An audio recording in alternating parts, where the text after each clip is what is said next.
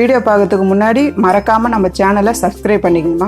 அப்படியே பக்கத்தில் இருக்கிற பெல் பட்டனையும் ப்ரெஸ் பண்ணிக்கணுமா. வணக்கம்மா, இன்றைக்கி நம்ம வீடியோவில் மிளகு பொங்கல் எப்படி செய்யறதுன்னு பார்க்க போகிறோம். வாங்க நம்ம வீடியோவில் பார்க்கலாம். குக்கரை வச்சுக்கோங்கம்மா. அடுப்பில் ஒரு 2 ஸ்பூன் நெய் போட்டுக்கோங்க.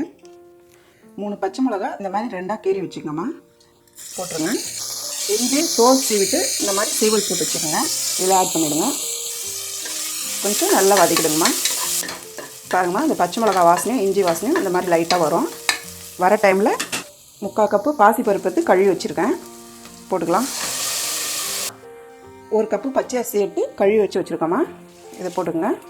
போட்டு நல்லா கிளறி விட்டுருங்க. ஒரு 5 கப் அளவுக்கு தண்ணி ஆட் பண்ணிக்கோங்க.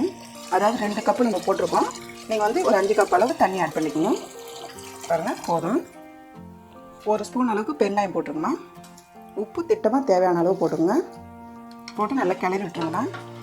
கிளறிட்டு குக்கர் போட்டு நம்ம மூடிடலாம். ஒரு 5 விசில் விட்டிங்கன்னா பொங்கல் வந்து ரெடி ஆகிடும். பாருங்கம்மா, 5 விசில் விட்டு காற்றெல்லாம் போயிடணும். போயிட்டு ஒன்று தான் இறக்கணும். இப்போ ஓப்பன் பண்ணி பார்க்கலாம்.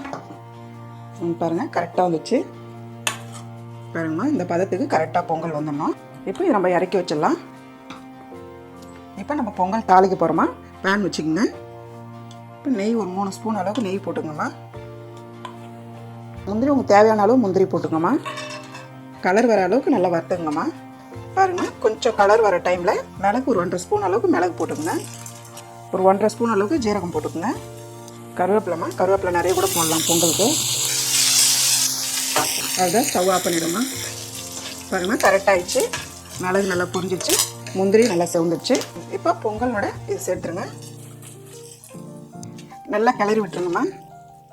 அவ்வளோதாம்மா, ஒரு சூப்பரான மிளகு பொங்கல் ரெடி ஆயிடுச்சு.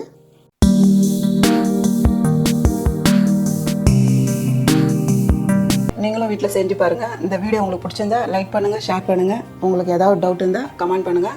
அம்மாவோட வீடியோஸை சுட சுட தெரிஞ்சுக்க மறக்காமல் நம்ம சேனலை சப்ஸ்கிரைப் பண்ணிக்கோமா.